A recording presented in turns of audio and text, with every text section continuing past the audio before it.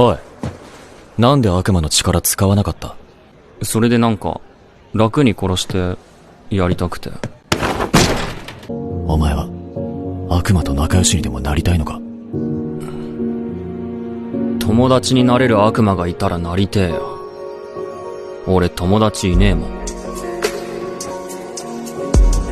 その言葉覚えとくぜ。プッツンさせちゃったよ。本当はエロ本に血つけたくなかっただけなのに。チェーンソーになると血とか